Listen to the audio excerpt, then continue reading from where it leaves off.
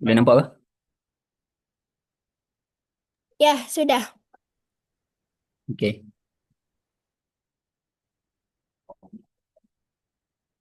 Assalamualaikum warahmatullahi wabarakatuh. Uh, Pertama sekali, saya mengucapkan ribuan terima kasih kepada pihak penanjur PCODS 2025 atas kesempatan yang telah diberikan untuk kami membentangkan sedikit sebanyak tentang analisis yang kami laksanakan, iaitu pengiraan zakat pertanian di Malaysia. Jadi, saya bukan seorang yang melaksanakan artikel ini. Jadi saya bersama rakan-rakan iaitu Azwan bin Mustafa, Muhammad Hilmi bin Hafiz Riza dan Hamzah bin Abdul Hakim.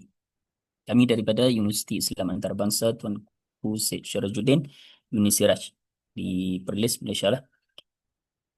Okay, kajian yang kami laksanakan ini adalah memfokuskan kepada perbezaan kaedah pengiraan zakat, zakat pertanian antara negeri-negeri di Malaysia serta justifikasi fik di dalam Malaysia ni. Okey, baik. Sedikit latar belakang. Zakat pertanian ni adalah instrumen yang penting lah di dalam sistem kewangan Islam kerana ia berkait secara langsung dengan kebajikan petani dan pengagihan kekayaan dalam kalangan masyarakat. Jadi di Malaysia ni pengurusan zakat ini dilaksanakan di setiap negeri melalui Majlis Agama Islam negeri ya. Di setiap negeri di dalam Malaysia ni mempunyai Majlis Agama Islam itu sendiri. Jadi pusat urus zakat tu di bawah tanggungjawab Majlis Agama Islam negeri masing-masing lah di dalam Malaysia. Di isu ini memberikan kesan langsung kepada beban petani dan keadilan sosial. Um, Wujud perbezaan kaedah pengiraan antara negeri, iaitu ada negeri yang menggunakan hasil kasar dalam pengiraan zakat dan ada negeri yang menggunakan hasil bersih. Hasil kasar ni adalah pengiraan zakat tu tanpa menolak kos kos sara hidup ataupun kos modal yang dikeluarkan. Okey. Okey, kemudian masuk kepada penyataan masalah. Antara masalah yang dihadapi dalam pengiraan zakat pertanian ini adalah ketidakseragaman kaedah pengiraan zakat pertanian antara negeri. Tidak seragaman maksudnya kan ada negeri yang menggunakan hasil hasil hasil kasar dan ada negeri yang menggunakan hasil bersih. Jadi tidak seragam, berlaku ketidakseragaman antara negeri-negeri tersebut, antara negeri-negeri di dalam Malaysia ni lah. Jadi yang hasil kasar ni majoriti negeri yang menggunakan hasil kasar, iaitu tanpa tolakan kos modal dan ataupun kos sara hidup. Seterusnya yang menggunakan pendekatan hasil bersih ni adalah empat negeri di dalam Malaysia, iaitu Perlis, Pulau Pinang, Sabah dan Sarawak lah. Um, di dalam apa tu di dalam empat negeri ni pun ada juga perbezaan. Ada yang yang apa tu menggunakan yang menolak hasil apa tu hasil apa tu orang panggil hasil modal sahaja dan tidak menolak hasil hasil kos sara hidup. ha di antara empat-empat negeri inilah. Sekejap kita akan bincangkan pada slide yang akan datang. Okay. Jadi timbul persoalan, adakah terdapat keadilan kepada petani? Adakah keselarasan dengan maqasid syariah? Dan wujudkah standard perakuan zakat? Okay. Jadi objektif yang kami kami bertujuan untuk melaksanakan analisis ini. Kajian ini bertujuan untuk mengenal pasti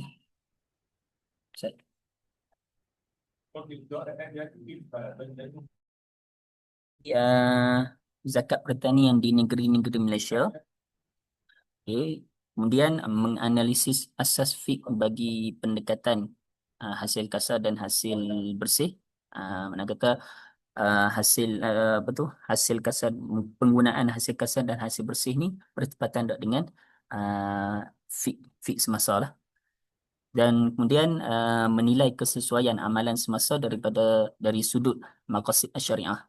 Nak kata bertepatan tak dengan maqasid syariah yang 5 perkara tersebut. Okay. Kemudian dari objektif tersebut, kajian yang kami cuba jawab beberapa persoalan utama antaranya adalah apakah bentuk apakah apakah bentuk kaedah kaedah pengiraan zakat pertanian yang diamalkan di Malaysia. Kemudian apakah justifikasi fik di sebalik penggunaan hasil kasar dan hasil bersih. Kemudian kaedah manakah yang lebih adil serta relevan dengan realiti sosioekonomi petani pada hari ini. Antara persoalan yang timbul yang menyebabkan kami menganalisis objektif yang telah dibentangkan sebentar tadi. Baik, kita tengok kepada sorotan literatur. Kata kajian yang telah dibuat oleh para ulama yang terdahulu dan para ulama kontemporari, iaitu para ulama pada zaman sekarang. Jadi kita tengok kepada ulama yang terdahulu, itu jumhur para fuqaha menetapkan kata zakat mesti dikenakan atas hasil tanaman yang cukup nisab. Yang cukup nisab apabila telah sampai cukup nisab tu, uh, maka wajib untuk melaksanakan zakat. Antara nisab yang terkandung di dalam Malaysia ini adalah um, ini saya beritahu secara umum. Nasab pertanian yang yang diamalkan di dalam Malaysia ini adalah 5 wasak bersamaan lebih kurang 653 kilo padi ataupun 520 kilo beras.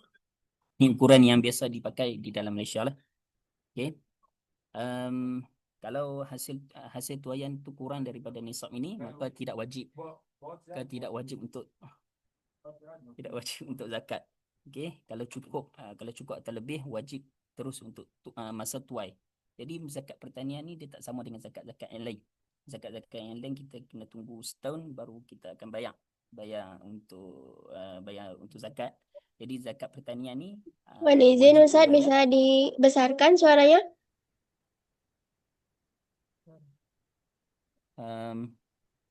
Tak jelas lah. Macam nak besar? Hello? Su- Boleh jelas lah? Oh, sudah. Okey. Okey. Baik, tadi semua okey. Zakat pertanian ni dia tak samalah dengan zakat yang lain. Zakat yang lain kita kena tunggu macam zakat emas, zakat pendapatan tu semua tu kita kena tunggu setahun. Baru kita lunaskan zakat tersebut. Jadi ni apabila dapatnya hasil tuaian tu, wajib zakat tu terus masa tuai. Okey. Okey, baik. Kemudian pendapat para ulama pada zaman sekarang, iaitu Dr. Yusuf Al-Qaradawi, di mana Dr. Yusuf Al-Qaradawi beliau memandang terhadap keadilan dan uh, peng, penghindaran mudarat terhadap para petani kecil ni. Daripada pendekatan tersebut, beliau membenarkan pertimbangan kos pengeluaran zakat ni lah. Tapi tidak lari daripada maqasid syariah. Selaras dengan maqasid syariah. Okay, kemudian kita tengok kepada sorotan literatur di dalam Malaysia. Kajian tempatan menunjukkan bahawa wujud ketidakseragaman hasil hasil apa tu hasil bersih dan hasil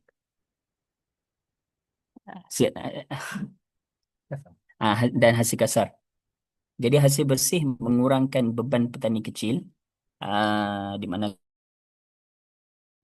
selepas menolak kos sara hidup, kos modal dan sebagainya, jadi dia mengurangkanlah beban petani kecil ni. Jadi wujud isu perakaunan wujud kekangan, ketulusan dan standard dalam pengiraan zakat ni yang menyebabkan uh, Jain, yang ni ada tertypo sikit, dia Jain, Jabatan Agama Islam Negeri Malaysia. Jadi usaha usaha mereka untuk membangunkan piawaian perakaunan sejak 2016. Jadi untuk apa tu, menyeragamkan atau menyelaraskan uh, untuk menyelesaikan masalah kekangan yang berlaku di dalam pengiraan zakat tersebut.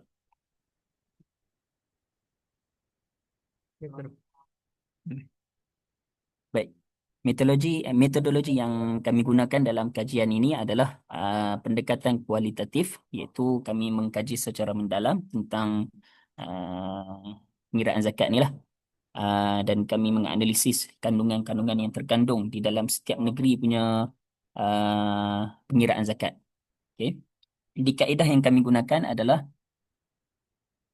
temu bual yang tidak temu bual yang tidak berstruktur. Jadi mana kata kami jumpa kami apa yang mana yang kenal-kenal orang, yang mana yang duk bayar zakat kepada setiap negeri itu, kami jumpa, kami kami bertanya, kami bertanya secara tidak formal lah. Okey. Seterusnya kami menganalisis dokumen-dokumen fatwa yang terkandung di dalam artikel-artikel terhadap pengiraan zakat ni, dan manual zakat negeri yang terkandung di dalam website, artikel-artikel lah. Okay. Dan fokus kami adalah kepada zakat zakat padi sebagai tanaman ruji utama, adalah sebagai makanan utama, sebagai makanan utama di dalam Malaysia ni lah. Kemudian hasil dapatan yang kajian yang telah kami lakukan adalah seperti tadi yang telah yang saya beritahu daripada mula pembentangan tadi, adalah majoriti negeri. Majoriti negeri mengamalkan zakat berdasarkan hasil kasar. Hasil kasar ni nak kata yang tolakkan kos, tanpa tolakkan kos tu lah. Jadi apa hasil hasil seluruh hasil yang dapat daripada penuaian padi itu uh, ditolak ditolak peratusnya oleh zakat, dan peratus tu digunakan untuk bayar zakat. Okey, jadi majoriti menggunakan hasil kasar. Kemudian kadar zakat penggunaan melihat kepada penggunaan air. Jika petani tersebut menggunakan air hujan, maka akan ditolak juga 10%, kan? Akan ditolak juga 10% sebab air hujan ni adalah air yang percuma, kan. So kalau zakat akan ditolak 10%. Jika air yang berbayar, air yang pam, akan ditolak 5% sahaja. Jika campuran, ada air hujan atau dan air pam juga, kalau ada dua-dua tu campuran, maka zakat akan ditolak 7.5%. Okey, kemudian 4 negeri yang menggunakan hasil bersih. Itu yang ini yang saya nak katakan tadi. 4 negeri ni walaupun mereka menggunakan hasil bersih, tapi Sabah dan Sarawak hanya tolak kos tanaman saja. Kos tanaman iaitu kos modal. Kos modal. Kemudian Perlis dan Pulau Pinang, mereka tolak kos tanaman, kos modal dan kos sara hidup. Okey, jadi Sabah dan Sarawak tidak ada penolakan kos sara hidup, yang hanya tolak kos modal sahaja. Okey, itu hasil dapatan yang telah kami kaji lah. Perbincangan kami justifikasi fik dan melihat kepada maqasid maqasid syariah lah. Dari segi justifikasi fik, hasil hasil kasar dia selari dengan pandangan jumhur fuqaha klasik, jumhur fuqaha yang terdahulu lah, ulama-ulama yang terdahulu. Jadi pendekatan hasil kasar ni bertepatan dengan jumhur ulama yang terdahulu. Kemudian hasil bersih ni adalah ijtihad kontemporari. Ana kata ijtihad yang telah disokong oleh ulama kontemporari, ulama pada zaman kini, berasaskan keadilan lah. Melihat kepada apa tu keadaan para petani, melihat kepada kos sara hidup yang sekarang melonjak tinggi, kan. Jadi pendekatan hasil bersih ni digunakan untuk pengiraan zakat di sebahagian negeri lah. Okay, jadi kita pergi kepada maqasid syariah.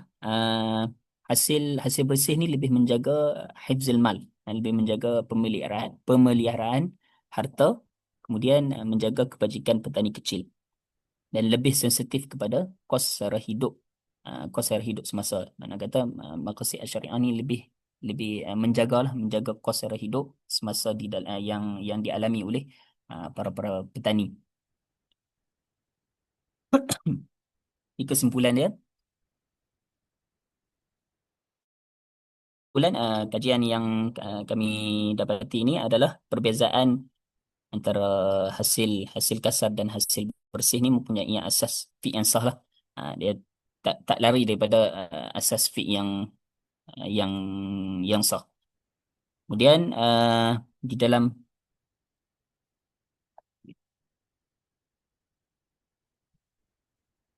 di dalam konteks ekonomi semasa, pendekatan pendekatan hasil hasil bersih ni lebih adil dan praktikal. Okay, lebih adil dan praktikal sebab itulah kata tolak kos masa, tolak kos sara hidup, tolak kos modal dan sebagainya. Kemudian ketidakseragaman antara negeri itu menuntut harmoni dasar. Jadi mengharmonikan antara semua negeri lah dan wujud standarisasi perakaunan zakat. Kemudian pendekatan hasil bersih selari dengan roh dan tujuan persyariatan zakat. Ini antara rujukan-rujukan yang kami kaji. Okay.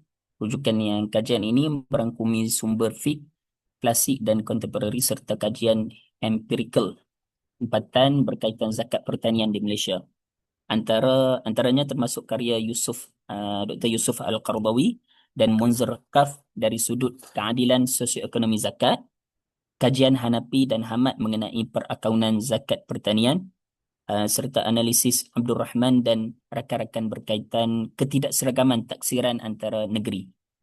Dokumen rasmi Jabatan Akauntan Negara Malaysia turut dirujuk bagi memastikan perbincangan ini selari dengan kerangka perakaunan dan pelaporan institusi zakat di Malaysia. Okay. Jadi itu saja daripada saya. Sekian. Assalamualaikum warahmatullahi wabarakatuh. Waalaikumsalam warahmatullahi wabarakatuh. Okay, thank you. Thank you for the great presentation.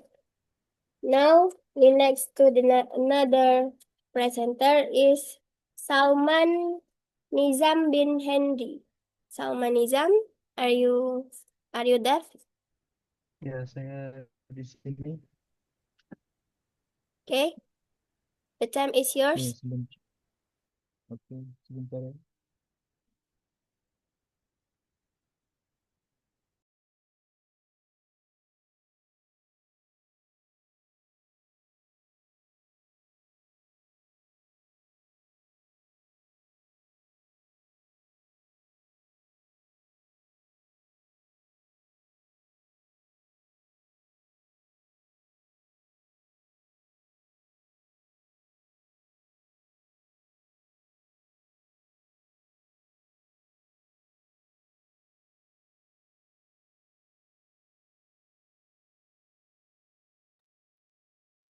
Oke, nampak?